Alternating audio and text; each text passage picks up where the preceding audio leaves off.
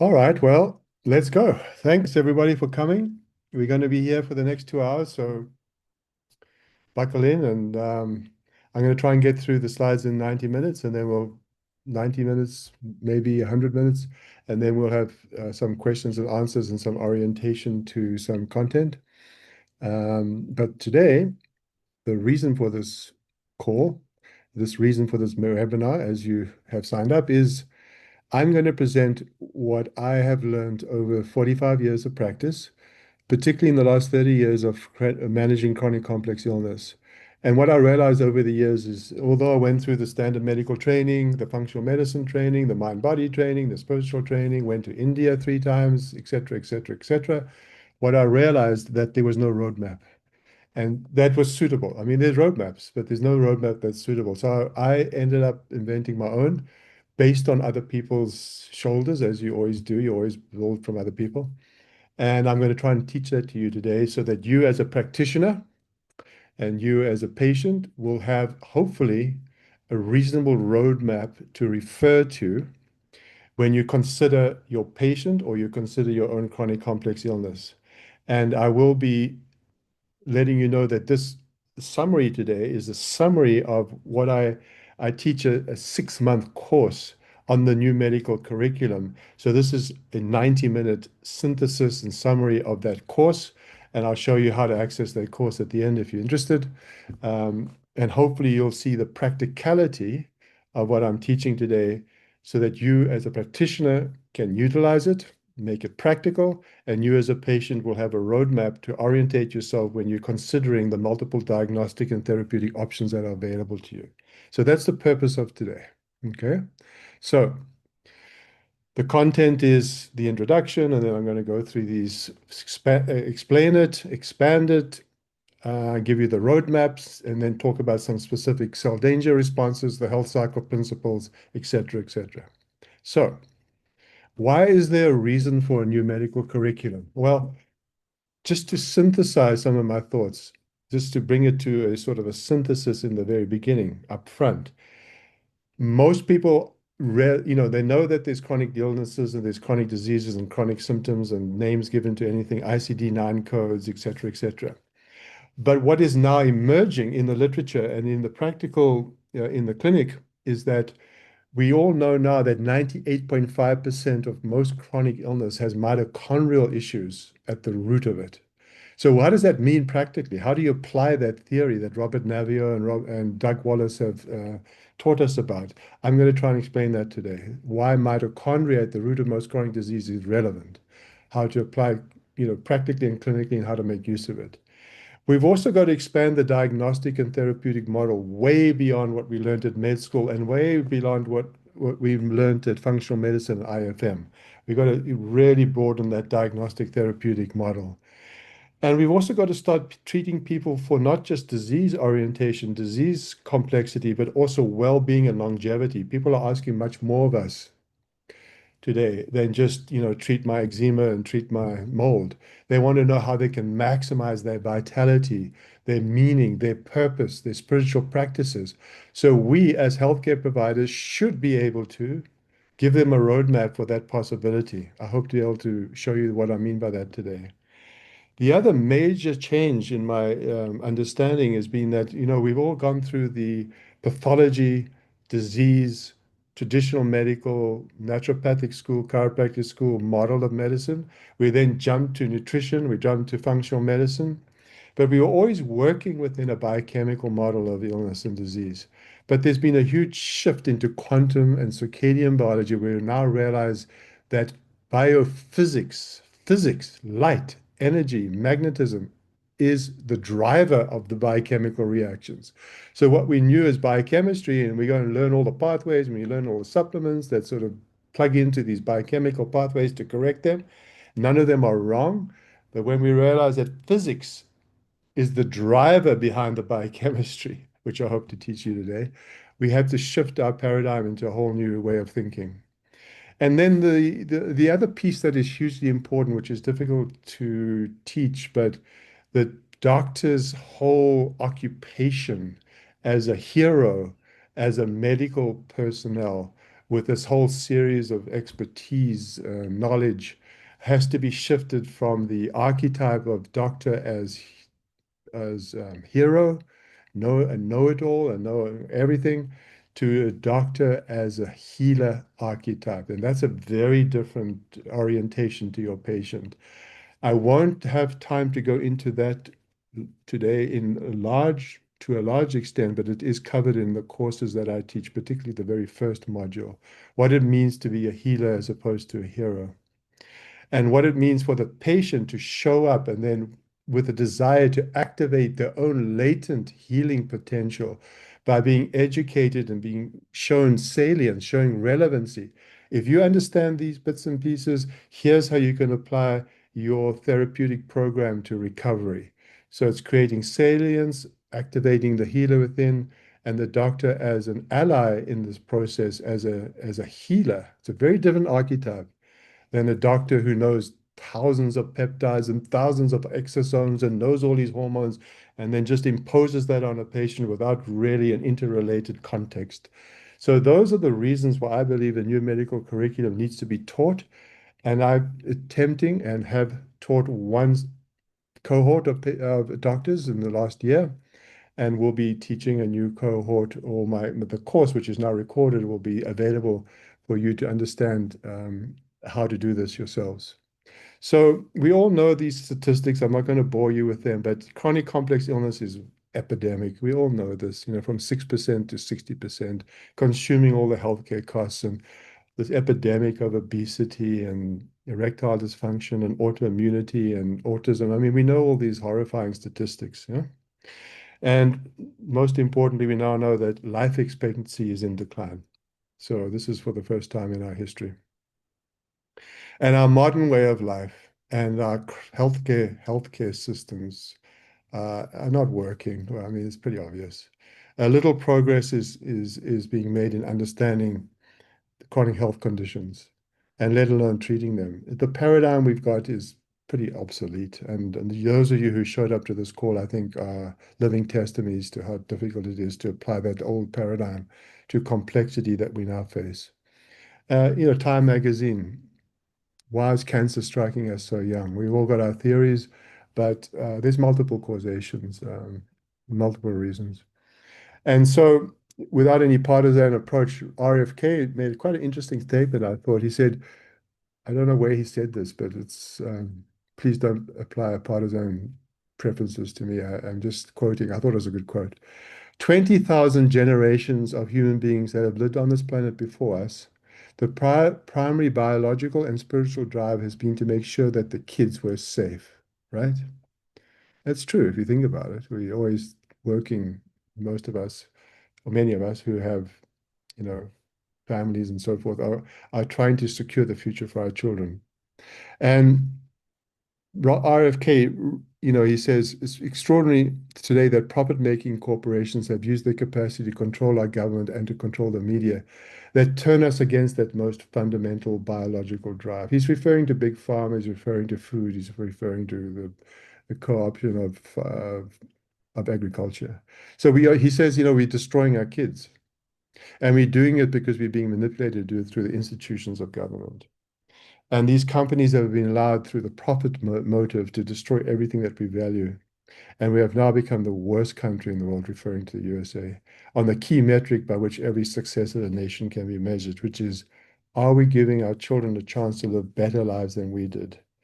And the answer is that we're not. And I'll show you the next slide. We must take our country back from these industries, and we must start and begin restoring our children's health. And here's the statistic. A 2023 CDC study showed that life expectancy had fallen for the second year in a row, largely due to preventable factors. And a major 2021 Lancet study warned that without major public health shifts, paradigm shifts, if you will, which is so hard to do, this current generation of children could face shorter lives than their parents for the first time in modern history. We need to pivot, we need to shift, we need to change, we need something new, radically new. This trend, however, isn't irreversible. If the commentary was, if the society shifts towards whole nutrient-dense food, it's been very difficult to implement, reconnection with the cycles of nature, family community living, nervous system regulation, digital hygiene, reclaiming healthy early development with attachment issues and sensory integration. We could perhaps turn the tide. Now, my course that I've developed incorporates all of these and teaches all of these and shows you how to use all of these, plus many, many more features. But people are now thinking, how can we shift this trend towards entropy and stop it and reverse some of the trends so that our children can lead better futures? And we know that we've got tremendous loss of confidence in this centralized medicine, if you will, this paradigm we've been taught, this is how we've learned and how we've studied. There's loss of confidence in evidence-based medicine for various reasons. The model limits itself to the physical body, this mechanistic body. All these diagnoses are separated into silos and as these separate anatomical organs, disease-based, classified organ-based. And there's over 100 different specialities now with no interconnected systems biology approach. They don't speak to each other. And if they do so in a very sort of strange way. You've always sent people to neurologists and then to rheumatologists and gastroenterologists, and they all give you their expertise within their organ system, but there's no systems thinking about how it all may be related until quite recently. Recently, it started to emerge systems thinking. And then, they treated the body as this isolated Newtonian machine, separating individuals from the environment, the biophysics and energy and nature cycles, separating people from their cultural determinants, their emotions, their mental fields, their social and family systems, their internal dialogues, their defenses. They just ignore all of that as contributing factors to why people show up in a chronic complex ill situation. So it ignores systems understanding. Majid Ali, a great thinker who's written a large number of books in the 90s, I think, he called it N squared, D squared medicine. Name of disease, name of drug. You know, a huge body of therapeutic knowledge is denied, limited or denied, and not given much credence. It's limited to drugs and surgery as the main options. And then it also emphasizes Mendelian nuclear genomics over mitochondrial genomics, much to Doug Wallace's sort of irritation, showing that um, mitochondrial genomics is probably far more influential in health outcomes than Mendelian genomics. And, there's been some talk about teaching doctors new paradigms, new ways of doing things. And this is a 2012 article. We must teach aspiring physicians about systems science, but nothing really has emerged. Those of you who came to know about this lecture through my Instagram account will know I've posted a very popular Instagram post about 5 months ago when I was sitting in El Salvador reading a Time magazine about the new medical school that's opened up by the woman, Ann Walton, who's from Walmart. She's opened up a school of medicine which incorporates systems biology and all these multiple facets and is moving away from silo-based medicine. So there is one medical school. I don't know the curriculum. I don't know how they develop their curriculum, but there is a little movement towards more systems-based understanding, but it hasn't reached any epic proportions up until, just this initiating um, program by Ann Walton. There's massive loss of confidence for other reasons. The model that we use limits the patient involvement. You name the disease usually as one thing, and rather than understanding multiple pathophysiological processes. And when you start naming diseases, people shut down their inquiry. They shut down their own activate healing within. And they move into, when I say victim consciousness, they just get passive. Oh, I've got this. Then they go look for the remedy to this, not really understanding all the multiple antecedents, mediators, and triggers. Yes, words from functional medicine that could have driven that process in the first place.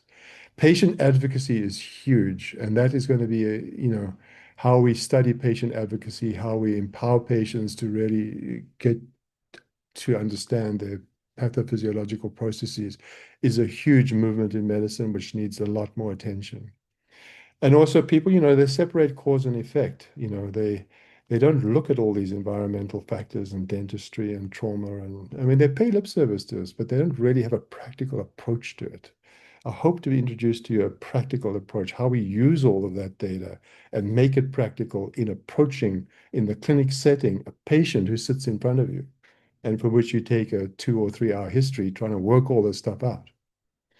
And then, if traditional medicine can't name something, they say it's, functional or psychosomatic, which is just a tragedy. I've yet to see, I've seen 1 or 2 cases in my 35 years, but very, very seldom. And when you dig deep enough, you always find some underlying pathophysiological possibility for why people are not feeling well.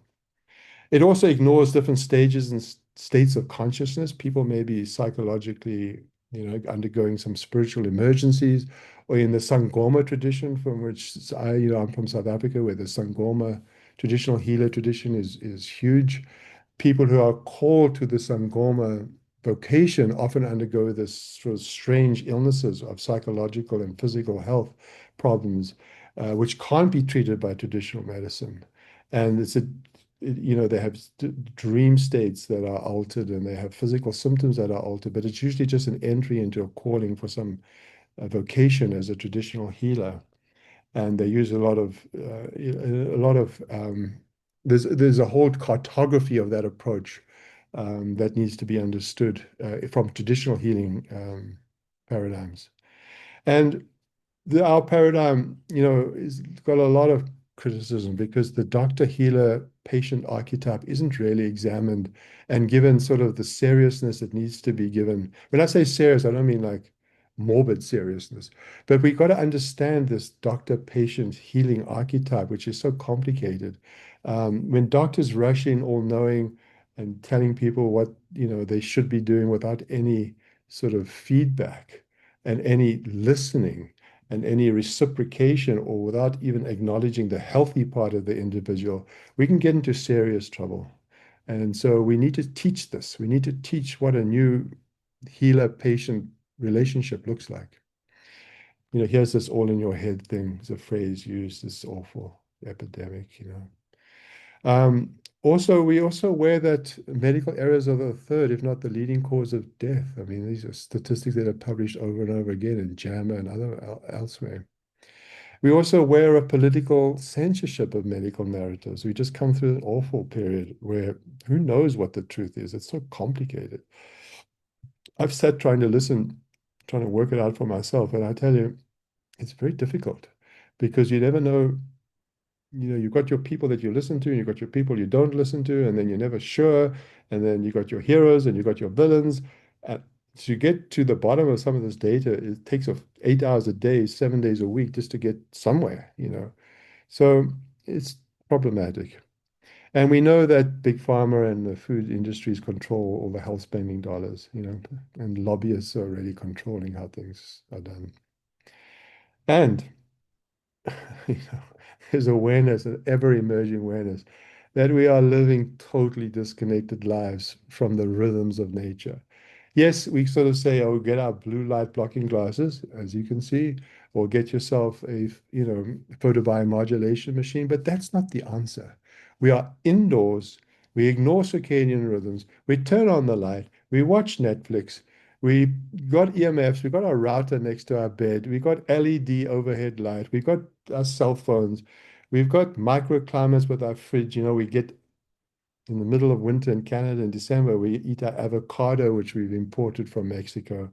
We've got rubber soled shoes disconnecting us from the Earth's magnetic field.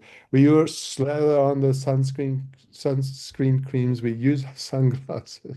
We avoid the sun for all the reasons that have been told to us for 40 years. There's a whole bunch of papers I just downloaded on why that's such a controversial subject. Um, a meta-analysis of 12,000 studies has shown that avoiding sun is very detrimental to your long-term mortality outcomes. We avoid local and seasonal eating. The list of why we're so disconnected from our natural cycles is endless. And I hope to show some of that to you today. So we've got to expand the medical lens. And we need a new paradigm. Max Planck said science advances one funeral at a time. And it's kind of true. But there's sort of an acceleration now where people go, look, we need a new paradigm. We need to shift this. And so here you are. Here's your dilemma as a practitioner and as a patient, possibly. Okay. So we talk about new systems, new paradigms, but what do you do? So those of you who are practitioners, this is your day to day, isn't it? A complex multi-system, multi-symptom patient presents at your office and says, she's a woman in her 40s, marital conflict, alcohol abuse, depression, chronic fatigue, eats four foods and says, I react to everything. And they tell you they got Lyme disease because they've been to the Lyme doctor, or SIRS, chronic inflammatory response syndrome, mold, or MCAS, mast cell. They've gone through all the multiple internet searches, the chat GPTs, the Claudes. They've obtained multiple other practitioner works. Many people are now doing their own diagnostics and therapeutics through AI. They've got opinions. They've received multiple traditional medical diagnoses. And the people who come and see me are mostly disparaging of the traditional medical workup, which I am not in favor of because sometimes the traditional medical workup is extremely helpful to include or exclude pathology, which you then build on. You don't exclude it. I'll say to somebody with GI disorders, have you had a gastroscopy? They'll say, no, I don't want to because I, my GI specialist doesn't believe anything I say, or what are they going to do? No, no, get the biopsy. Go and look at the CD117 stain. Go look to see this and that and that and that. Those traditional medical diagnostics are often extremely helpful. So don't throw the baby out with the bathwater. Include it, build on top of it, and expand your model. That's one sort of thing I can say that I've learned over the years. And then they've done all these things. I list them all there. Peptides and exosomes and Nuka chiropractor, and they've done family constellation, genograms, plasmapheresis, EBU. They've done everything. But they still feel somewhat symptomatic and unwell, and they got brain fog and body pain and fatigue. And they want to know, can you help them? You, as you say, I love all my colleagues and friends, they always say, I was the 40th or the 20th practitioner so far. Usually your heart sinks when that happens because it's very difficult to enter into that system, which is so confusing. It takes a long time to try and unravel it if you are going to do so. And then they want your opinion. Should I go and do ayahuasca in Peru or, take ketamine or whatever? So this is where we sit, those of us who now treat chronic complex illness. How do we enter into this complexity? How do we enter into this system? Where do you begin, right? Where do you begin? Many approaches, there's no roadmap really. I mean, we've got some roadmaps. I'm not saying there isn't one. And we can apply some of the roadmaps. I'll show you some of them in a moment. Larry Darcy created a roadmap back in the 90s. I think he talked about, era one medicine, era two, and era three medicine, physical, mind, body, and non-local spiritual medicine. Those of you who haven't read Larry Darcy, please do. He's a pioneer in this world, in this work. He's worth reading. He's still alive, as far as I know, and has written a new book called One Mind, which is just mind-blowing. Um, these integrative schools of medicine, they're not new, they've been around forever. There was a Sinidian school and the Hippocratic school, the more mechanistic, the more vitalistic schools. They've been going back and forth for centuries. The Asclepian healing temples, the true traditional medicine, they were the true traditional medicine. They said people had to travel long distances because the further you travel, the more your placebo-based outcome would be. They've done studies in modern cancer clinics. The more you travel towards a cancer clinic, if you go 1,000 miles as opposed to your local, your outcomes are better than, the more effort you put into the program. And then when you went into these outer healing sanctums, you did the outer traditions, you did the nutrition, you did the saunas, you did the steam baths, you took the herbs and potions. But the real healing was when you went into the inner sanctum, you did the inner work. And that was controlled by priests. And they used to use dream symbols as the healing symbol, usually of a snake. The Sangoma tradition will say, and the traditional healers will say, they can't treat anybody who doesn't dream. So they are acknowledging that the unconscious of the individual is as potent and as objective as the physicality of the patient. Are you aware of how to approach that as a healer? How do you approach the unconscious dynamics of a patient and add that to your diagnostic and therapeutic template in order to help people, traverse the multiplicity of their symptom presentation? I hope to be able to teach you, and I hope that my course, as it sort of expands, gives you the step by step by step on how to approach that complexity. In 1909, medicine went from vitalism to more mechanism with the Flexner report, where Rockefeller's lawyer, he wrote the standards for today's medicine, and he concluded that holistic health, nutrition, and interconnected mind-body are all pseudoscience. And you need to name the condition. You need to use pharmaceuticals, which is a byproduct of their own oil industry. I didn't know that. It was quite ironic. That was the way to go. And then they started the modern education programs and residency programs based on silo organ-based medicines. And then medical schools became a distribution system for pharmaceuticals, for acute medicine. Nothing wrong with that. We need to know those things. I remember doing pharmacology training at med school, like 2 years of pharmacology, just based on, that paradigm. And of course, we need to know them. We can't avoid them. And then they discovered that long-term medicalization of conditions was really profitable, birth control being the first one. But they removed vitalism. Now you take out energy from healing and you just become Newtonian, just work biochemistry, A plus B equals C, and molecular mechanistic medicine and big pharma, and you obliterate E equals MC squared. You obliterate energy. You obliterate redox. Redox is a flow of electrons, energy through your body. If you take out energy from the body, what happens? You are completely dead within not too long. So they removed energy. They replaced it with mechanism, and that became the paradigm. But light, water, magnetism, nature, i.e., mitochondrial redox, the flow of electrons and light producing energy, is making a huge comeback. And you need to know this area extremely well. And the cell danger response is really the interface between light, water, magnetism, and energy and health and disease. You need to know how to work this paradigm that's emerging. So vitalism, not so much mechanism, is making a potent comeback via the understanding of mitochondrial dynamics, that these have a major role to play in the epidemics of chronic disease. One of the great sort of thinkers and sort of philosophers, Ken Wilber, tried to put all this together into an integral theory of medicine. And he did a fabulous job, but he didn't give a real roadmap. He put it together intellectually, and there was no real classical diagnostic and therapeutic roadmap. But read his work on the integral medicine. It's fascinating. And one of his people that he taught was Elliot Dacher, Dacher. If you come across these books, read them. They're brilliant. Um, Really. So Ken Wilber put together, and I use a lot of Ken Wilber's insights when I created my model. So here's the model we are familiar with, most of us who are on this call, probably because you've gone through the functional medicine training. We all take a traditional history. We look for all the traditional causes over a timeline.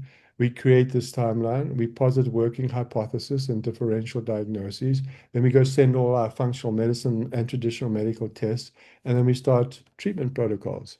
And then we rush to implement our protocols. You just gone to a conference and we got the new protocol for parasites. Let's use CellCore, and everybody goes on CellCore. Or we go into the mast cell, everybody goes on mast cell blockers, either traditional or non-traditional. Or mold, everybody goes on binders, and so forth and so on. Nothing wrong with that, but it's limited. And there's problems with it. Because in my experience of working with chronic complex illness, I often found that what they came in they were told they had this and that, and it was not really what is driving patient's presentation is often much more complex than what they believe to be the issue. And they've gone through the chelation and the CellCore and the binders up the yin yang, and they were no better. These are the patients. These are patients I see. I'm the 30th practitioner who sees that guy. But I'm trying to create some order for you so that you can sort of think about these complex cases and not just rush in with your protocol that you learned last weekend. Don't do that. Think. Hopefully, the course will give you some idea of why I mean that. I'm not just trying to, I'm trying to give some structure to deeper thinking, more systems thinking. We may need to look through we need to step back. Who is this sitting in front of us? How can I be related to them? We need to look through a much wider lens than just what we learned in, in functional medicine and traditional medicine.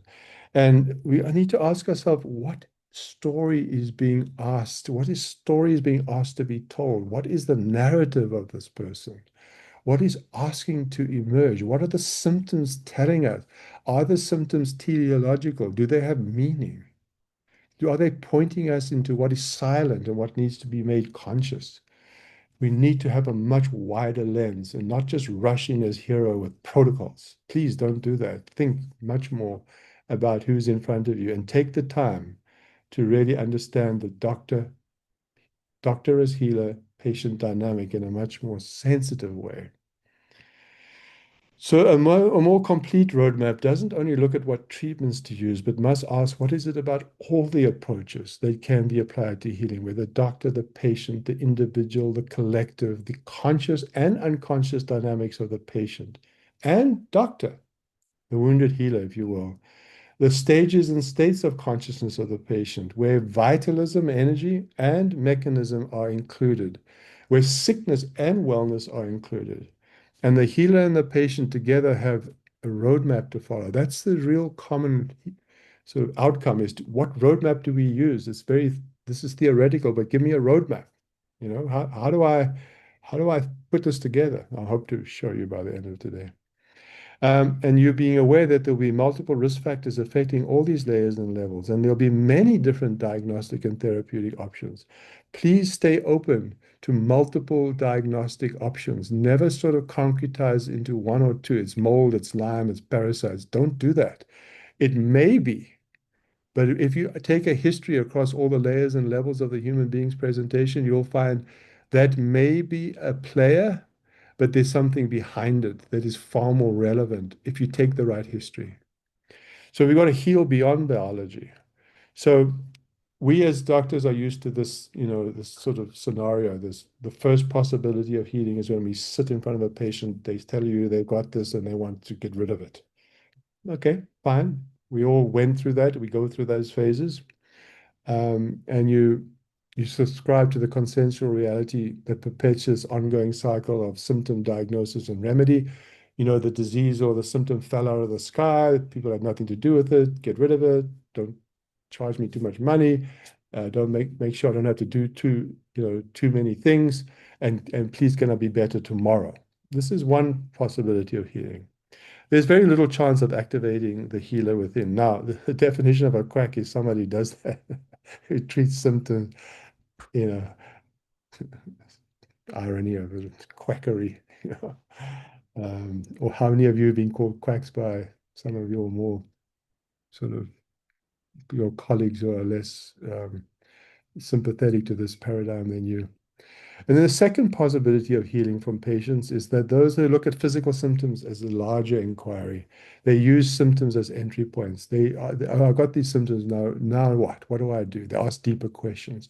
They ask what may be playing a role in this. They look at emotionality and trauma and belief systems, and they're more conscious and they work with you. They try and unravel some of these complexities. And then you start tailoring these mind body spiritual approaches to healing. And there's a delightful patience to work with. But there's a third possibility of healing where people are realizing that they don't just want to get rid of diseases, but they want to maximize longevity and well-being. And this includes, multiple insights into psychology and mind-body medicine and spiritual practices. And we have to bring them into the therapeutic encounter because this is being asked of us. Now, some people will say, is this our mandate? Should we be dealing with this? But I think we should. I think the new paradigm, the new medical curriculum must expand the model into this possibility. How do we create the cartography of well-being and longevity? How do we understand it? How can we assist? And these people are, they centered, they self-regulated, they're in their core. They're not flying all over the place with emotional dysregulation. They see crises as opportunities, not just as, oh my God, I got another disease or another symptom. What can I do next? They're inspired by something bigger than themselves, and they stay aligned to their purpose and mission. That's got a whole lot of studies on showing how that improves well-being. And they develop an everyday capacity to move fearlessly through life. and they usually, when they're this sort of self-aware, not everybody's born to consciousness, not everybody's born to this way. But if they are, they usually have more kindness, more compassion, more understanding of theory of mind, what the other is going through, and they stay related to it. And they master somewhat, some of their knee-jerk responses and their fight-flight responses to life. They have more emotional regulation and less reactivity. They have a bigger window of tolerance to the slings and arrows of life's adversity. They're more centered. And they're often guided by Platonic values with, transcendent values of the good, the beautiful, the true, the just, the virtuous, the rational. If you haven't read, you know, Plato, if you haven't read some of the Stoicism literature, it's worth reading. It's pretty interesting. And there's a lot of work done on consciousness and Stoicism and how it relates to evolution of the human psyche.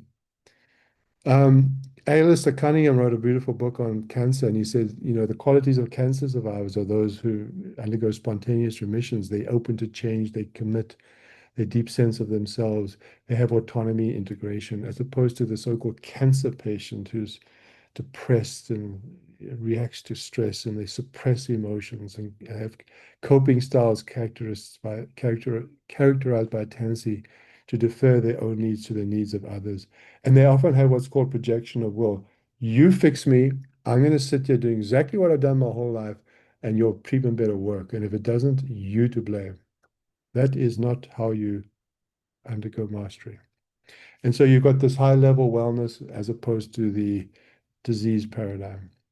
Now, the fourth possibility of healing is others seek a level of health that's radically different. They come through a leap of consciousness, self-transformation rather than self-regulation or self-improvement. And they expand their consciousness. They identify with an aspect of themselves that isn't just the body, the emotions, or the mind. And they sort of pay attention to a deeper spiritual process rather than an outer remedy herbal potion. And they tune to something that's more intelligent than their own ego-based left brain thinking mind. And they have a certain trust that the true nature, that part of them is connected to something bigger than themselves. Call it the unified field from the quantum theorist point of view. And so when they attach to that, when they have a link to that form of consciousness, they've cleansed their link to that unified field. They no longer identify just with their bodies, the emotions or thoughts.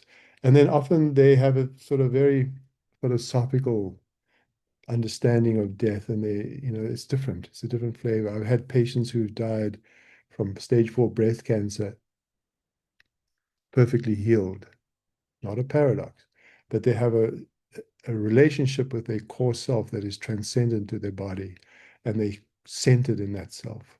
So this is from the integrated to the integral, all dimensions of healing. And so you move from the relative purpose of medicine to the ultimate purpose and possibility of healing. The relative is get rid of everything, normalize all my blood tests, make sure I have no pain. This is what we're meant to do. This is what we go to med school to do. This is compounded by consensual reality that all illness is negative, we must get rid of it, and it's not used as information or self-transformation. But the absolute purpose of medicine may be different. It may be in assisting healing as much as we are capable of the physical body, so we can live out our lives in a state of maximum potential. In the fulfillment of love, purpose, and feel the wisdom and compassion more fully. Yeah?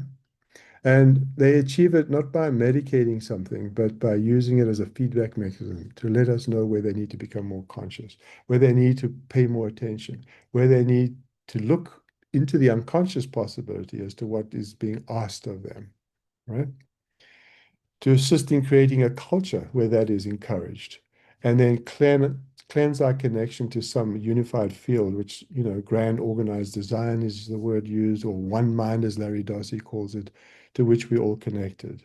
And if we fail and we die from physical disease, which is somewhat inevitable, there is no tragedy because we can die fully healed with an open heart in a state of present moment awareness, with the realization that our true self, our one mind, is connected to something greater than the individual self that is non-local, outside of space-time, immortal, and eternal. incapable of death. This is people who have deep spiritual relationships with something transcendent to their space-time physicality and ego-based identity. This is true spiritual healing. So, what do we do? Again, when we know everything is connected to everything else. What do we do when we know all illness is somehow embedded in network systems and change of pathology? What do we do when we realize that energy, redox, the flow of electrons, is the currency of life, and that light, water, and magnetism are foundational to our well-being? So, a more complete roadmap has to include these insights. So, I started out in Ayurveda. Well, I started out traditional medicine in 19, I qualified at 84, I think. And then I became a family medicine physician. And then I started to learn Chinese medicine and Ayurvedic medicine and went to India and so forth and so on. And developed an understanding of Ayurveda, which uses this map of the body. It says the body is made up of these layers and levels. They call them koshas. And then I studied with Dieter Klinghardt, a fabulous biological medicine doctor who's most of you probably know. He used a system called the 5 levels of healing, but I asked him, I said, look, I'm going to add levels because I feel the model needs to be, expanded upon. He said, that's fine. And so I used seven levels, 7 bodies. And that was the first was stage 1 was the environment impeding or environment influencing our physical body, which is both biochemistry and structure. So the first level or body of the stage is stage 1, environment. That's where all the toxicology comes in. That influences through our porous membranes. We're constantly in exchange with our environment, atoms that are constantly in exchange. We literally undergoing organ transplants every second. Our physical body, our structural body, which is, space-time orientated. And then the third level is the biophysics, the electromagnetic body based on light, energy, and mitochondria. That's the third body or the stage 3 in my model. And then bringing in the emotional body and the trauma body, stage 4. And then stage 5, the mind, the ego, the defenses. And the internal dialogue of the person, the 60,000 thoughts a day. And then stage 6 is the unconscious dynamics of the personal self, which brings in the shadow self. It brings in the family, the unconscious dynamics, inherited dynamics from family systems, and it brings in collective unconscious archetypes and myths that are part of the Jungian field that I embrace in this model. And then the stage 7 is this unified field that I have discussed with you. And so this is don't freak out, but this is the roadmap. This is the thing I keep on my desk and teach people from. And in the course, I teach you how to orientate yourself to these different stages, the extended body, the physical, the electromagnetic, etc. What the experiences are, what the anatomical and conceptual designations are, what the related sciences are, what are the diagnostics you need to employ when you're trying to work out which layer and level of the human being is showing up, and then the medical therapeutics. Why do you discern this way? Because you don't want to be doing level 2 treatment on somebody who needs a level 6 intervention. You need to work in your therapeutic, diagnostic and therapeutic encounter. What is being asked of me as a healer to help that person traverse the complexity of their presentation? This is the roadmap, as simplified as I could make it. Now, it's broken down into much more detail, but this is try to put everything in one form. This is the form, okay? So here again, the 7th stage, the spiritual body, there was an ancient infusion of souls into Western science 100 years ago, like Niels Bohr, Heisenberg, and Einstein. They began to wake us up and say, things aren't physical. Behind this facade of materialism, there's this vast mystical domain of energy, information, and intelligence. This field is intelligent. And this universe isn't, our senses will tell us it's divided into physicality, but it's derived from this holistic entanglement of immaterial energy waves. Everything is connected to everything else in a matrix of energy. This is pure quantum physics. There's no true physicality. There's nothing physical out there. It's all energy showing up when it's stepped down into matter. When it goes from a particle, from a wave to a particle, it shows up to our five senses as matter, but in its essence, it's energy. Atoms, particles are mini energy vortices that pop in and out of existence, interacting with that full spectrum of invisible energy fields that comprise the universe, intimately entangled with another, making the case for vitalism. Vitalism making a comeback. Not only is this domain out there, but we can interact with it in meaningful ways through leaning in, paying attention and intention, and transcending our own personal stories. So again, a summary of whole person healing, if you will. This is kind of what goes on in the background. From this unified field of energy, matter manifests. Energy becomes matter. E equals mc squared. And then through the filters of family systems, ancestors, archetypes, we inherit events through epigenetic transmission. And then we have our early childhood experiences, which are influenced by social, cultural, religious, political exposures, which then influence our ego's operational software. And we develop beliefs and values and morals and ethics and internal dialogues and defenses against the world, which then influence the quality and content of our thoughts. We have 60,000 thoughts a day, which then create an image and a story, our internal dialogue, which tells us what we think is going on. That's the pivotal point that has to enter into the therapeutic relationship. What is the story that that person's showing up with? What is the internal dialogue? What are the unconscious influences that have driven that person to this point in time to have the values and ethics and morals of themselves in this moment in time? And that all that gets translated into electricity, which is influenced by circadian and light dark quantum biology inputs, which then translates into chemical messages in the form of neuropeptides, neurohormones, melanin, POMC, dopamine, which then alters the brain, the central and autonomic nervous system, which then influences protein receptor sites at the cell membrane, so-called membrane medicine, right? Membrane medicine is huge.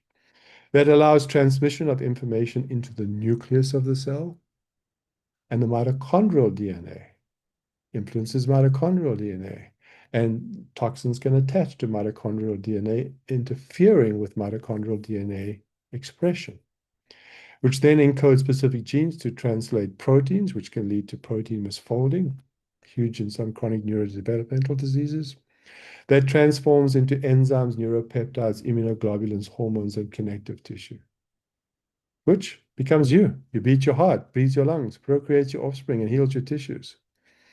And if you're following the health cycle principles, you stay relatively vital and robust, right? Explain the health cycle principles in a moment. But this is where it all comes from. Does all of this enter into your diagnostic workup? Let me show you how we can do that. Hopefully it does. Or if your toxic load increases, your allostatic load disrupts the homeostasis of all of this.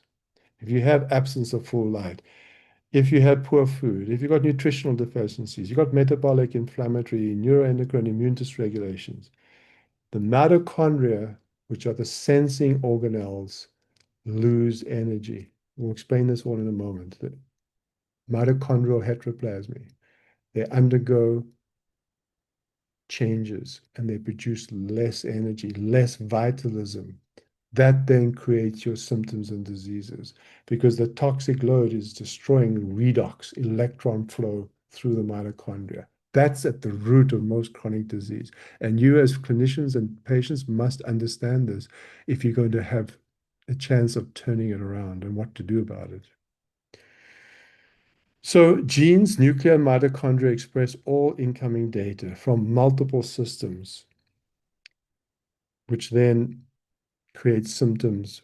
If it's prolonged, you get stuck in the so-called cell danger response and you are symptomatic. That's the person who shows up in your room. They stuck in mitochondrial heteroplasmy. They stuck in inflammatory cell danger responses. And then what do you do? How do you unravel that, right? Case in point, I mentioned the case earlier. We start to create a roadmap, right? A woman in her 50s with marital conflict, same patient. She can only eat four foods. At the first stage one, the physical, the toxicology stage, she's got all these toxins. So we try to identify all these toxins. We identify the stresses.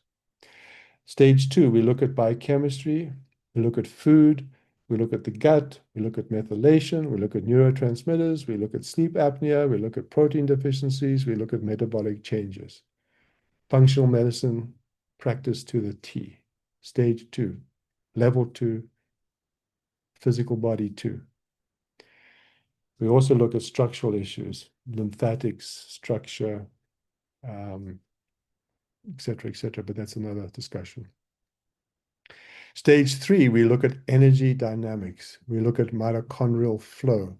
We look at the central and autonomic nervous system. We see what's going on diagnostically and therapeutically. This person had an indoor lifestyle. They were living in Canada. There's no sun for 7 months of the year. They watch TV all day. Their body voltage when they sleep at night is 3 volts. There's low melatonin, et cetera, et cetera. They had head injuries. They got changes on their QEEG. They've got changes in the neuroquant MRI. So they've got at stage three, the electromagnetic body is damaged, right? And then stage four, the emotional body, they're sexually abused, they're beaten, their dad's alcoholic, their brother died, their son died. A lot of trauma. And then stage five, mental health, personality disorders. They got a narcissistic personality disorder, major depression, anxiety, and marital conflict. And then in stage six, the soul body, the family soul. The dad died, the dad's dad died at 3. The mom's mom died at 10. She had a crazy upbringing. She wasn't close to mother, father. You are half your mother and father. When you don't have a life force that comes from them, you will pay the price symptomatically. It will be an issue that you need to unravel and understand. And she had no meaning or purpose. She wasn't sure why she got up every day. And she had no transcendent connection to something numinous, something beyond her own suffering. So that's how we try and organize a patient in the 3 hour, 2 hour, 3 hour intake. Which stage, which layer, which level. Now we want to know all of this because we take the history, we try and work out in the history what layer and level is playing a role, and then we do all our diagnostic tests and then see where all these changes are. That's how we start preparing a roadmap to help people with complexity. So how do we systematically approach symptoms, diseases in these patients with all these layers and levels and using mitochondrial medicine and the cell danger response? Now, here's where we need to really dive into mitochondria. Your cell is apparently 37 to 40 trillion, has 10 to 15 distinct organelles, and the mitochondria is at the root of that. Your mitochondria is really the most important, or no, they're all important, but the mitochondria, we're going to just pull that out and talk about it today. And the two great researchers are Doug Wallace and Robert Naviaux.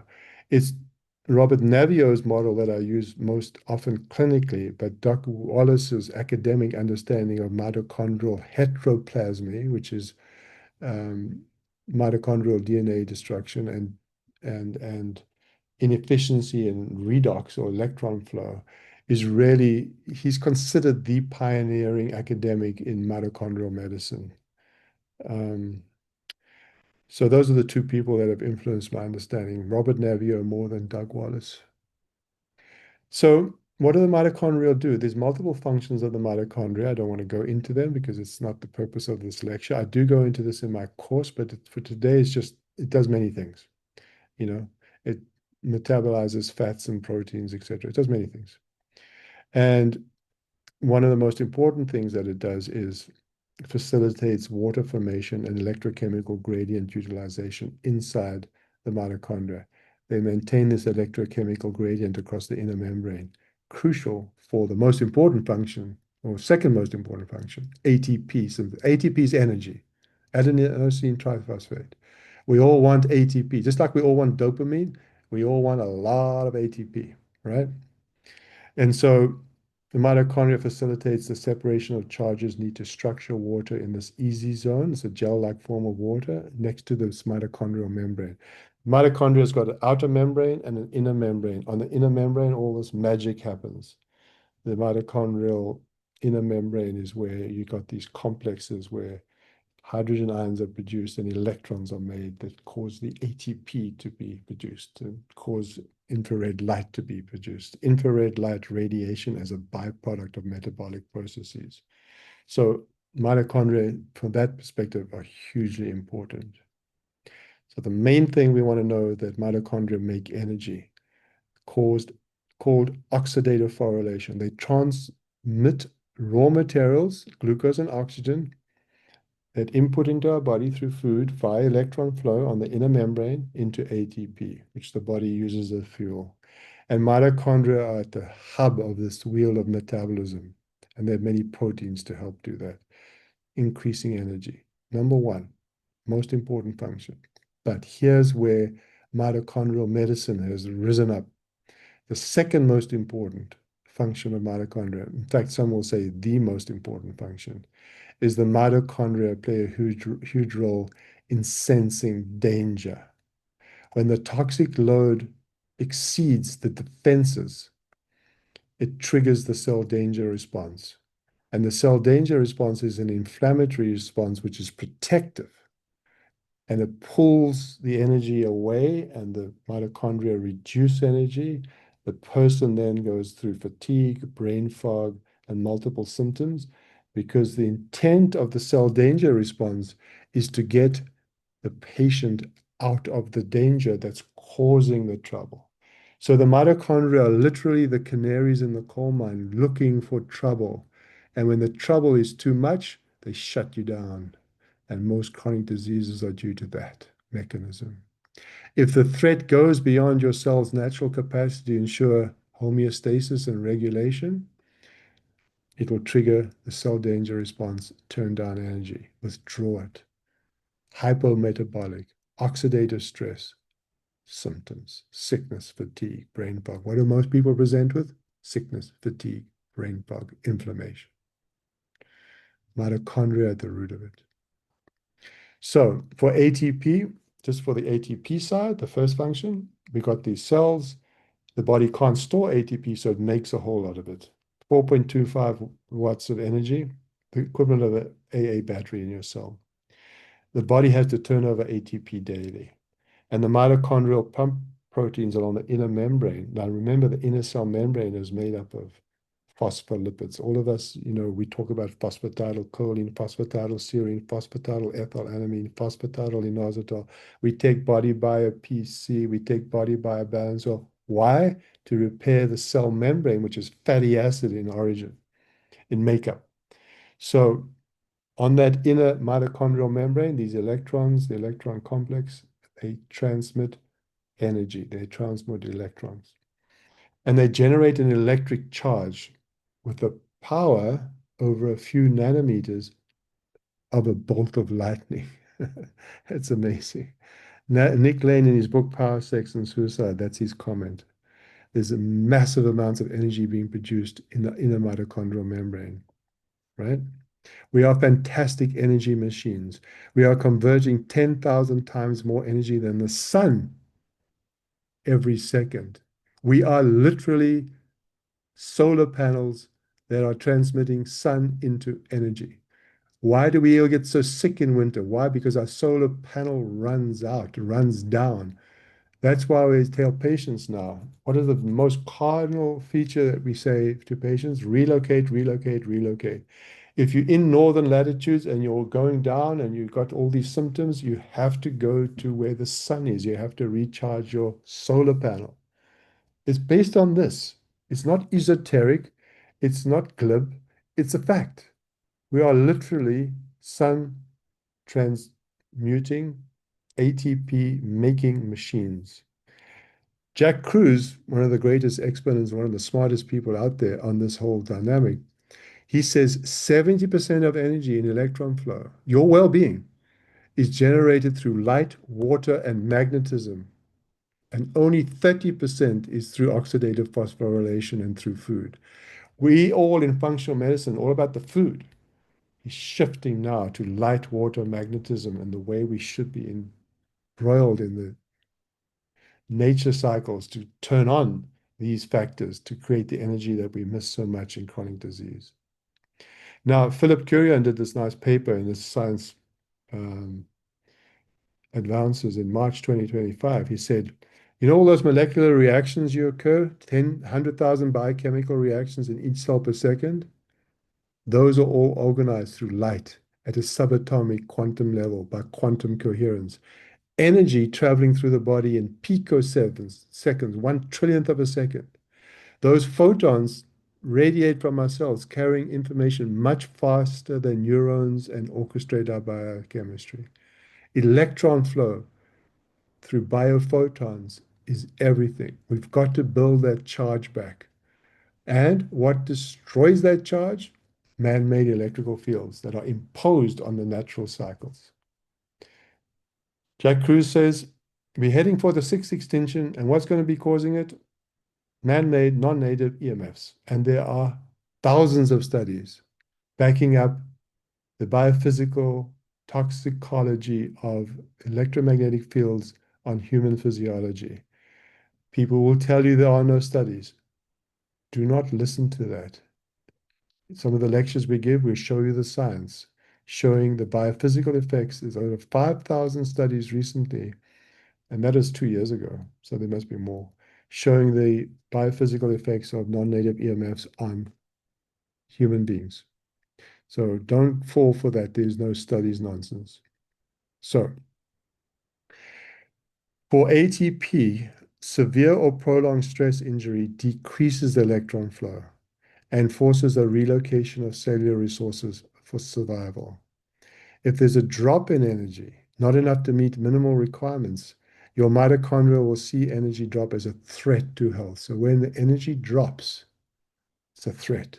And it changes their focus from ATP to defense. Instead of food and oxidative phosphorylation, it will focus on defense, the cell danger response, a major shift in cellular physiology. This new metabolic state is adaptive and it's saving you from further assault. It's needed for you to heal. It withdraws you from your stresses so you can repair. It starts locally and spreads systemically and affects more and more organ systems, becoming most symptomatic in organs with the most mitochondrial issues to begin with. We inherit our mitochondria from our mothers. If your mother had weak mitochondria in the brain or the heart or any other organ, the chances of you inheriting that are quite high. So your toxic load will influence your mitochondria. Wherever your mitochondria are weakest is where your disease will manifest. So 70 to 80% of mitochondrial DNA can be mutated before you start getting symptoms or disease expression. So you can go along 40, 50, 60% in your brain and your mitochondria may not be functioning very well, but you're not going to create any symptomatology until there's over 70, 80% mitochondrial inefficiency. Then you start to get your symptoms. And it can take decades for that to happen. When you feel fatigued and inflamed, it's a purposeful response from your mitochondria to protect more cells and tissues from the effect of toxins, chemicals, and trauma. Now, don't panic with the slide. When the toxic load is huge and the cell danger inflammation response is triggered, your defensive metabolic mitochondria changes occur. And all these things happen. There's a voltage drop on your cell membrane, water dynamics change, oxygen changes, redox electron flow changes, and then you have all of this molecular changes inside the cell. This is what you go measure in functional medicine. You measure DNA methylation, you measure membrane fluidity, you measure the fatty acid composition of the cell membranes, you measure protein folding, you measure vitamin D and inflammation. Then, once the damage is done, energy, ATP inside the cell gets released. It goes outside the mitochondria and triggers mast cell activation, which then creates your histamine responses. There's a few slides on that in a moment. People asked about this, and this is where the mechanism is through the toxic load inducing cell danger response. Heavy metals don't get out the body because melatonin, which is a sequester of heavy metals, is depleted and glutathione is depleted. Your gut microbiome changes. You get leaky gut. All the cells around it get warned of danger, and the patient starts to feel symptomatic. They get fatigued and sleep problems, etc., etc. So the first wave of danger from your toxic load signals consists of the release of metabolic intermediates, like I said, like ATP, and reactive oxygen species, which then creates inflammasomes and cortisol. And we have to restore this biochemical problem. It's called cellulogenesis. We restore the biochemical abnormalities through all our functional medicine work and our supplements and our diet and our lifestyle changes. We have to turn off the cell danger response and remove the triggers that initiated it. When the cell danger response is initiated, it results in low energy, chronic inflammation, all linked to all your health problems. So I've yet to see somebody who presents with chronic illness who hasn't got some problem with cell danger response and chronic mitochondrial inefficiency. It's at the root of 98.5% of all chronic complex illness patients. So what are all these stresses and pathogens and toxic load? Well, there's a list up at the top there of all the possibilities. In the course I teach, I go over this in level, the second lecture. It's a 2-hour lecture on toxicology, the first and second lecture. And I go through all these potential toxins that can influence the mitochondria. And you can see from the stage 1 and stage 2, you can get environmental triggers, biochemical imbalances. Stage 3, disruptions in light water magnetism and electron flow. Stage 4, 5, emotional traumas, belief systems, defenses. Stage 6, soul patterns. And stage 7, disconnection. But this list is much longer. This is just a brief summary. So these toxic stresses, they create a whole lot of reactive oxygen species or peroxynitrate. You can see it there. Oh no. That's the free radical cascade that gets released because of the toxic load. That toxic load then damages the outer cell membrane of the mitochondria. The outer cell membrane gets damaged, damages the DNA of the mitochondria. The DNA and ATP go extracellularly. When they're extracellularly, they trigger mast cell activation. Mast cells release 1,200 further molecules of inflammation, and the cycle gets perpetuated unless you do a number of things. You identify the toxic load, you repair some of the molecular changes, but most importantly, you shift the patient to healthy lifestyle practices. We'll get to that in a second. Here's just some of the information is connected to mast cell activation. Some of the questions we got for today's course were based on, do I go into mast cells? And so, yes, I do. I spent 2.5 hours talking about mast cells and POTS and explaining how this mechanism works. I'm not going into the mechanisms, but they're all there. This connection between the cell danger response and mast cell activation explains why many patients with chronic inflammatory conditions, mitochondrial dysfunction, or persistent infections often develop MCAS as part of their clinical picture. Everybody's got MCAS now, like they got parasites and mold and Lyme, etc. So remember, the cell danger response, this second purpose of the mitochondria. The first is energy. The second is sensing danger. When the mitochondria sense danger because the toxic loads are too high, too excessive, they go into this inflammatory cascade. You see that there. Cell danger response 1, 2, and 3, right? It's a natural and intelligent survival response by our mitochondria to protect you. It's not pathology. It's a shift in function to protect you from further threats, to pull you out of life so you stop exposing yourself. And it's not about a single specific cause. When people come and say they got mold, they got Lyme, they got parasites, and that's why they've fallen apart, I shudder because it's never just one thing. It's usually a cascade of possibilities. And then the mitochondria then go into defense to pull you out. So it's really a mitochondrial issue because the toxic load is too high and too multifactorial. And then you get all these metabolic changes because the cell's undergoing this metabolic shift. Different triggers, different mediators, different events, they all ring the same bell. And they're not the cause singularly of the disease.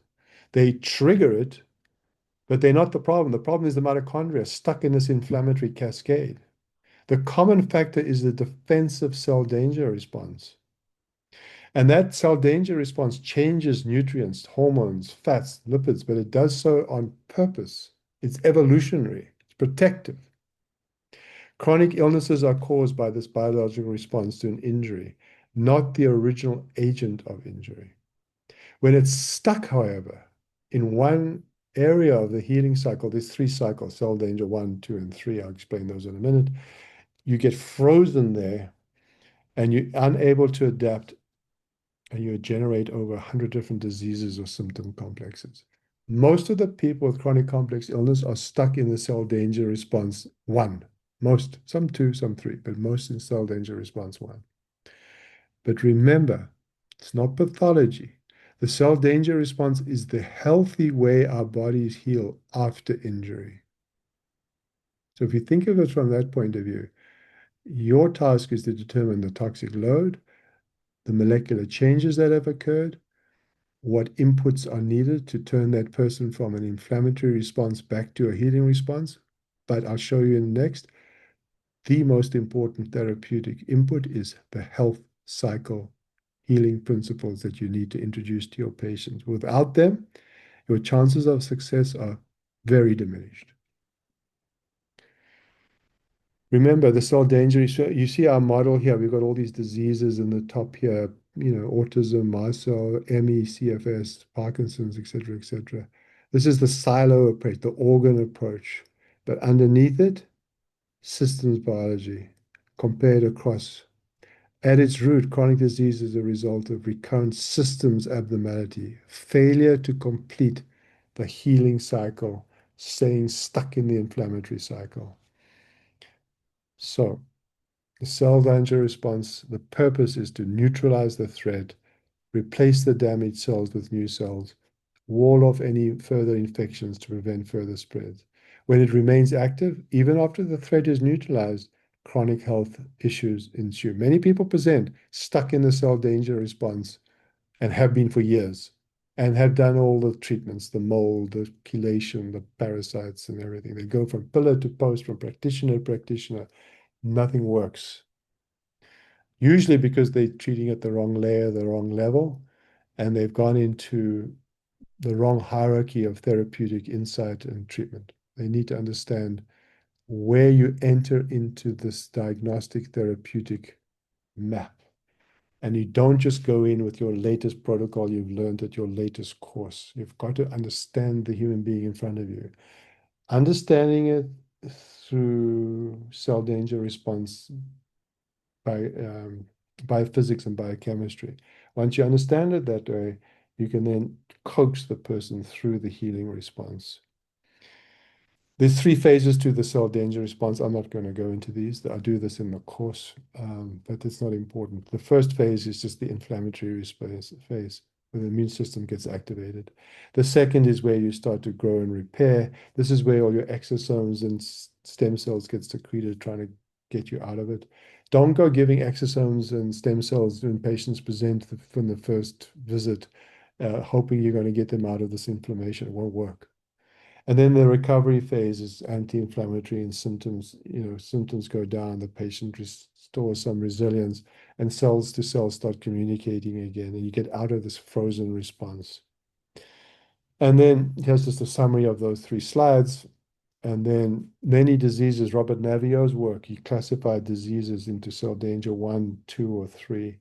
I don't pay much attention to where it's stuck because the treatment that really or the diagnostics and treatment usually apply to all of them when you understand the dynamics. Now, this slide, print this slide off, put it on your fridge, laminate it,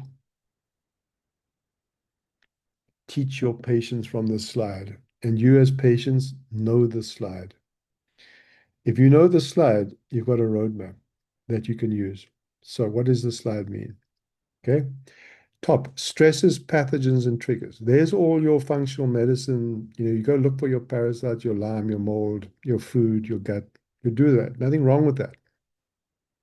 You'll find it all there. And you'll usually find you've got to look at your stresses, pathogens, and triggers across layers and levels of the person's. You've got to look at stress responses across all the layers and levels of the human being, not just toxicology and biochemistry as we do in functional medicine. You've got to look at electromagnetics. You've got to look at non-native EMFs. You've got to look at emotional traumas. You've got to look at belief systems and typologies and soul. You've got to look at these layers and levels and see where these stresses are. That's your work. Then, when those stresses, pathogens, and triggers create the cell danger response, phase 1, phase 2, phase 3, you know that's where your patient's going to be, stuck somewhere in those phases of inflammation. And then you go to the center of the slide, healing cycle, cellulogenesis. That's all your functional medicine biochemical tests. You look at your methylation, you look at your glutathione, you look at your gut permeability, you look at mast cells, you look at all that. That's B. That's where you go and you intervene. But here's my experience. I'm just giving you my experience. You look at your toxins, you look at your biochemistry, but if you don't apply on the left that health cycle principles, if you don't get the patient practicing all of those health cycle principles as much as they are able to, and often they will give you 10,000 excuses why they can't, then you got your work cut out for you, because you got to create relevance and salience and show people. If you're not practicing sound health cycle principles, restoring the healing cycle is going to be very problematic. So your task as a healer is education. And you got to have ways of showing people what to do and handouts and have a team who can help them and assist them in activating that healer within to make the changes. They will tell you all sorts of things. I can't leave my sick mother in a nursing home and go to El Salvador for 3 weeks to get energy. So these are the problems you're going to be faced with when your patients tell you certain things that they just can or can't do. If you listen to Jack Kruse talk to people with these explanations as to why they can't practice health cycle principles to get well, he's pretty brutal in his directives. I encourage you to go listen to him. It's quite something. It's not for the faint-hearted. He says, well, then die. If you choose to go and look after your mother and not look after yourself, why are you calling me? I'm telling you how to look after yourself. You've got to go where there's light, water, and magnetism to fire up your solar panel. You can't get better at 55 degrees latitude in the middle of winter. It's not going to happen. And then the people will bargain with him, and he'll back off and try and work with them and find some solutions. But he's quite direct. It's worth listening to. But print that off. This is the whole crux of your healing work. Now, what are the health cycle principles? Well, there's many of them, and I just, there's 22. Navio had 7. I have 22. The most important thing is relocate, relocate, redesign. Relocate out of northern latitudes to equatorial latitudes. Relocate out of inner city to rural. And if you really can't do any of that, redesign your home with a building biologist. These principles are profound and necessary. I'm not going to sugarcoat it. These things change outcomes. When you fire up your mitochondria, when you fire up your redox, your electron flow, and you move out of cell danger, this is number one. And then you got to avoid non-native EMFs. You got to practice circadian biology. You got to practice grounding. You got to practice hydration with the right amount of clean water. You got to look into breathing practices, the whole breathing, James Nestor, there's a huge movement towards breathing dynamics and the eradication of sleep apnea through breath holding, and it's a whole subject in and of itself. Cold thermogenesis and photobiomodulation, practicing of circadian biological principles. Your clocks in your body are run on dark and light cycles. The closer you are to 12-hour light, 12-hour dark, the more your circadian clocks go into sync. I phoned Jack Kruse to ask advice because I had cardiac aortic aneurysm repair, and he said, get to the equator where you can have 8 hours of sun and 12 hours of sun, 12 hours of light. That is the most important stabilizing effect on your redox, your electron flow, and your restoration to health. So of course I bargained with him. I said, but and he just told me, shut up. It's very, very direct. He said, well, you phoned me. Why? I'm telling you what to do. I said, well, I'm going to South Africa for, no, well, okay, well, why call me? I'm telling you, go to the equator where you've got stability of the light dark cycles. That's your treatment. So where am I going in? I'm going to El Salvador. So I listened to him. He's pretty direct. He's pretty knowledgeable. So the circadian system is very important. Sun is the absolute source of all energy on this planet. Do not, do not poo-poo this. Listen to this. We've lived under it for millennia. Since moving indoors, all hell has broken loose. We're blocking the sun more and getting less sun than ever. I mean, I've got all these articles, I printed them off this morning, all these meta-analyses of what price we pay for not listening to, not exposing ourselves to correct sun exposures. Light contains all the energy and information. Matter is used to pull that energy and information into the mitochondrial electron transport chain. Water is the conductor which makes it work. These mechanisms are damaged by effects of non-native EMFs and blue light, which leads to many of the chronic diseases we have today. When you're on your computer, put on iris, wear your glasses, put your screens on your cell phones, get your cell phones away from your body, ground, get a building biologist to clean up your indoor environment.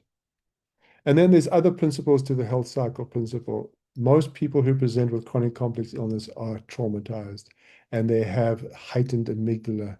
They have fight flight responses and fear based responses. We use a lot of amygdala retraining and neurobiofeedback to cool off the system, the brain that's so hyper vigilant from multiple medical PTSD exposures where they told it's all in your head and there's nothing wrong with you. It's criminal. People are sick, people are symptomatic, people are suffering, and they're getting gaslit and told there's nothing wrong. There's, doctors, when they come up to the limit of their insight, will often proclaim there's nothing wrong and call it functional. What they should say is, I've reached the limit of my knowledge base. I encourage you to keep looking. I support you. That is the therapeutic encounter, not this is functional. That is medical malpractice, in my opinion.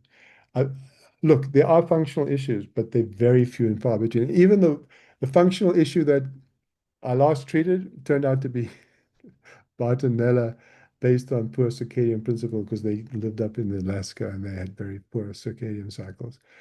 And, the person presented psychiatrically and they were called functional. It was all functional. It's complex, complicated. You've got to really be hyper vigilant and open to possibilities. And if you reach the limit of your knowledge, hand over, consult, be open, be therapeutic, enter into theory of mind, know what this person's going through. They're suffering. Don't say things like it's all in your head or it's functional. Don't do it. You've reached the limit of your knowledge, just admit it and then help them transition, find somebody who could help them. Develop a team of people who can assist you in working out some of this complexity. I use a lot of neurobiofeedback and primal trust and SE practitioners to help people. We all know Porges's polyvagal theories recently come under attack, saying that by neuroscientists saying that it's, anatomically not correct. I don't care. It works. The explanation makes sense. Yes, it may be not, academically robust enough for that to satisfy the critics. But when people work between calm and active alert, leading a normal life, having this window of tolerance, not living in fight flight and not into dorsal vagal shutdown, which many people will present with because of medical PTSD and not getting well, your task is to get them back into this metabolic regulation where they can go between calm and active and live from an autonomic perspective. Just they can get stressed, they can get relaxed, but they're developing what we call a window of tolerance. They're not hyper aroused and they're not shut down in dorsal vagal collapse, which most of my patients present in. They are exhausted, they are fatigued, they're in cell danger response, and the autonomic nervous system equivalent of the cell danger response is the autonomic nervous system equivalent of the cell danger response is dorsal vagal shutdown. The vagus nerve is just offline. They can't regulate the autonomic nervous system with all kinds of symptoms that present from that. And there's other principles of the health cycle. Self-referral, I'm not going to go into that. Family systems, I think it's important that you understand your family dynamics and what comes through the unconscious family systems. In fact, once a year, Mark Wolin and myself would do a course on people's chronic health conditions, and Mark would look into them diagnostically as to what may have originated in their family systems and early developmental. And he would also always have extraordinary insights. And in many cases, that was the insight that changed their health trajectory. It was level 6, the family systems insight that changed the outcomes. And then a lot of people have cognitive dissonance and cognitive insights and morals and beliefs and ethics and internal dialogues that are quite incoherent and quite incongruous to a healing mechanism. They are flooded with cortisol, hyperadrenergic responses because their belief systems are driving it. And often they need to deconstruct their misguided perceptions on reality. And I use the DeMartini method for that. It's been a very powerful tool to help people restructure their beliefs around certain events. It's a whole lecture in itself, which I do in one of the modules, just talking about level stage 5, the mind, the ego, and the defenses. Now, the cognitive insights in retraining, the same as geography and location. You cannot heal with the same mindset, narrative, internal story, belief that you had when the cell danger response began. This is a truism I've seen over and over again. If you don't rewrite the narrative, if you don't re-narrate the story, if you don't change your geography, your chances of healing through the health cycle principles alone are very low. Go take your peptides, go do your exosomes, but you need to understand the mechanisms of your mind and your internal dialogue and the story you tell yourself and the neurochemicals that are flooding your system, which are upstream from your biochemical expression. You can give all the peptides in the world, but you're not going to change your internal dialogue by not looking at it. Not everybody is born to consciousness, but I encourage you as a practitioner, open up that treasure chest, look at yourself, but in the same time, learn how to interact with patients in the same way and see if they have a story that needs to be rewritten. Maybe they have a narrative that doesn't serve them. But your task as a healer is to enter into theory of mind and help extract that set of determinants and get them on the road back to healing and health. It takes time. This takes a year. It's not overnight. You got to work at layers and levels in the right sequence to get people through this complexity. Good social connections, and we need to look at early developmental trauma, and we use lots of mechanisms for that. And then sleep and diet, biochemistry, exercise, stretching, structure, curbing exposure to pollutants, dentistry. Get yourself a good biological dentist, just like you should get yourself a building biologist. And then, detoxification, never detox in the first 3 months. Don't go near it.